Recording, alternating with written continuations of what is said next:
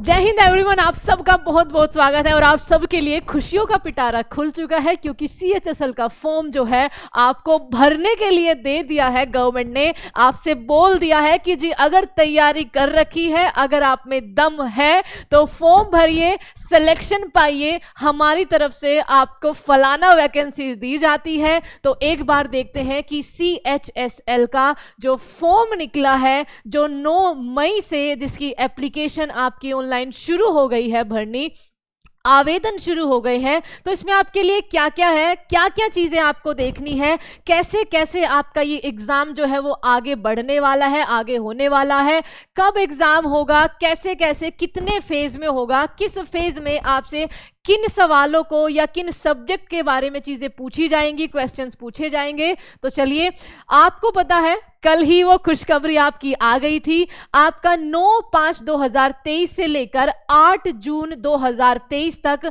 ये सारा का सारा ऑनलाइन एप्लीकेशन का प्रोसेस चलेगा। आप कल से यानी कि 9 मई से 8 जून तक फॉर्म फिल करने के लिए पूरी तरह से स्वतंत्र हो। उस बीच में आप कभी भी कर सकते हो, बट मैं कहूंगी कि आप 8 तारीख से 2-3 दिन पहले ही कर लेना, क्योंकि लास्ट में सर्वर डाउन होने की वजह से आपकी हालत डाउन हो जाएगी, है ना। बहुत अच्छा मौका खो दोगे। लास्ट डेट जैसे मैंने बताया 8 जून है आपकी फॉर्म फिलिंग की। आप इसको ऑनलाइन फीस पेमेंट के लिए जो लास्ट डेट है वो आपकी 10 तारीख है। ये मत सोचना कि 10 तारीख ऑनलाइन फीस करनी है। देखो, रजिस्ट्रेशन करना और बाद में फीस भरी जाती है। आप रजिस्ट्रेशन 8 तक कर सकते हो जून में, और फीस जो है वो आपको 10 तक करनी है। आप 9 जून को फॉर्म फिल नहीं कर सकते, वो आपको मना कर देंगे, ठीक है, ये बात ध्यान रखना। उसके बाद आपका अगर ऑफलाइन फीस जमा करना चाहते हो तो जो आपका चालान जनरेट होता है वो 11/6 तक कर सकते हो, और उसको आप बैंक में क्या कर सकते हो, 12/6 आपकी ऑफलाइन चालान भरने की आखिरी तारीख है।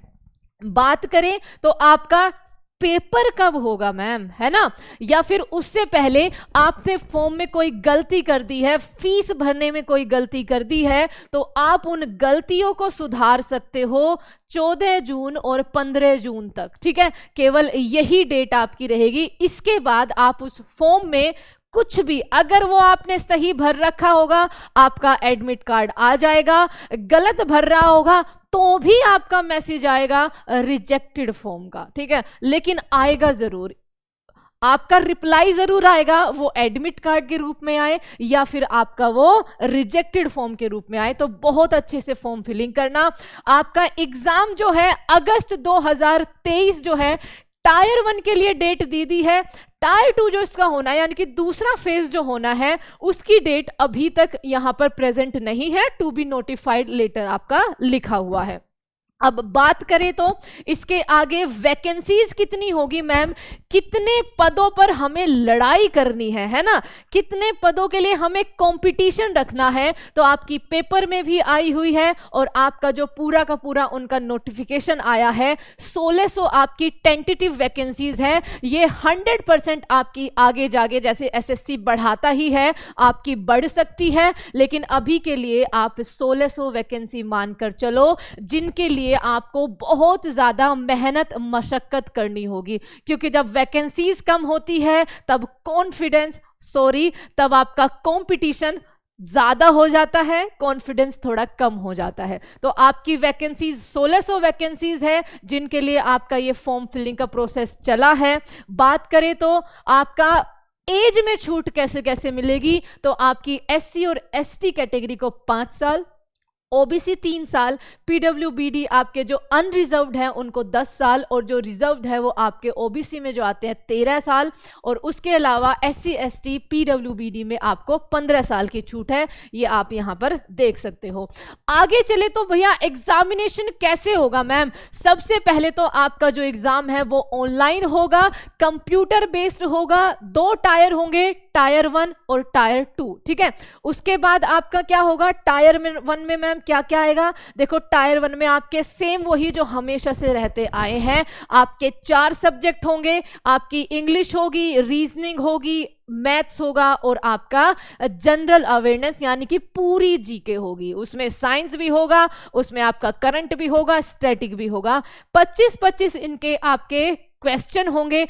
एक क्वेश्चन के लिए आपको 2 नंबर मिलेंगे। 60 मिनट का ये आपका जनरल या फिर कहो नॉर्मल पीपल्स के लिए आपका टाइम रहेगा, मतलब 1 घंटा आपके लिए टाइम यहां पर रहने वाला है।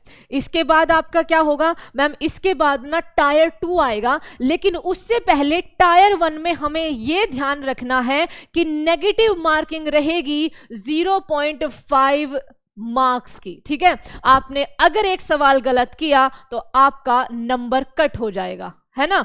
तो उसके बाद टायर 2 का जब एग्जाम आएगा तो टायर 2 में आपका थोड़ा सा चेंज है, जैसे आप पिछली बार देख ही चुके हो।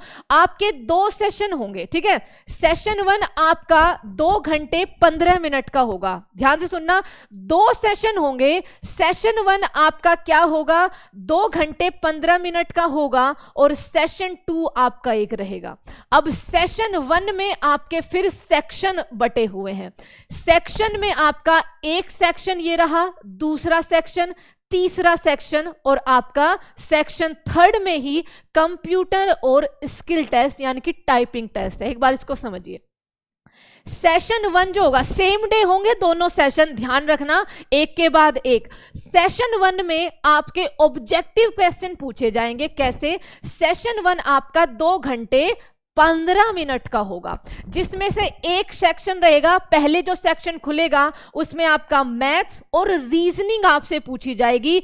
1 घंटे का समय दिया जाएगा, 30-30 क्वेश्चन होंगे और आपके एक क्वेश्चन का जो मार्क मिलेगा वो आपको 3 नंबर मिलेगा, टोटल 180। मैथ्स रीजनिंग का पहला सेक्शन आपको 1 घंटा मिलेगा, 180 नंबर का होगा और आपके टोटल 60 क्वेश्चन होंगे, ठीक है। उसके बाद जब 1 घंटा पूरा हो जाएगा आपका सेक्शन 2 खुलेगा, जिसमें आपका इंग्लिश और आपका जीके रहेगा, ठीक है। इंग्लिश और जीके अलग से, आपको इंग्लिश के 40 क्वेश्चन और जीके के 20 क्वेश्चन, टोटल हो गए 60 और इनके भी आपको एक क्वेश्चन के लिए 3 मार्क्स मिलेंगे। 180 का आपका ये भी होगा, सेम 1 घंटा इसके लिए मिलेगा। अब उसके बाद आपका कंप्यूटर का भी क्वेश्चन आएंगे, 15 क्वेश्चन आएंगे 45 नंबर के, लेकिन उसके लिए सिर्फ आपके 15 मिनट होंगे। तो समझ गए, सेशन 1 2 घंटे 15 मिनट, जिसमें आपने पहले किया मैथ्स और रीजनिंग, उसके बाद किया इंग्लिश और जीके और उसके बाद 15 मिनट में आपको कंप्यूटर करना है। फिर आपका एक टेस्ट और होगा जो आपका टाइपिंग टेस्ट होगा, ठीक है। आपका क्या होगा, टाइपिंग टेस्ट होगा। यहां पे आगे चलिए, क्या है मैम, आगे यही सेम बात आपकी बच्चा लिखी हुई है, इसको इन्होंने टेबल फॉर्म से अब लाइनर फॉर्म में कर दिया है। आपका सेक्शन 1 में मैथ्स और आपकी रीजनिंग, सेक्शन 2 में इंग्लिश और जीके और सेक्शन 3 में आपका कंप्यूटर और इंग्लिश टेस्ट। ये मैंडेटरी होगा कि आपको टायर 2 के हर एक सेक्शन को क्वालिफाई करना है, वरना तो आप रिजेक्ट, ठीक है।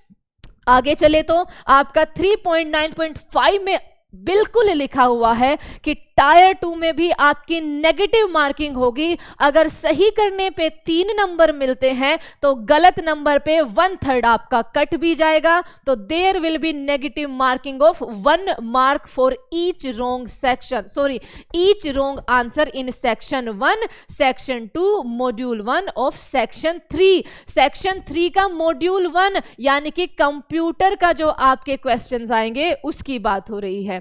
आगे देखते हैं मैम इस नोटिफिकेशन में हमारे लिए क्या है। तो नोटिफिकेशन में आपका सिलेक्शन का मोड भी दिया गया है। कैसे कि minimum qualifying marks in tyre 1, आपका जो फेज 1 होगा, टायर 1 एग्जाम होगा, आपका उसमें मिनिमम क्वालिफाइंग मार्क्स भी दिए गए हैं कि किस कैटेगरी के कितने मार्क्स आने चाहिए। जैसे यूआर यानी कि जनरल के 30% होने चाहिए, ओबीसी और ईडब्ल्यूएस 25% और जो ऑल अदर कैटेगरी है कम से कम आपको 20% मार्क्स में क्वालिफाई करना ही करना है।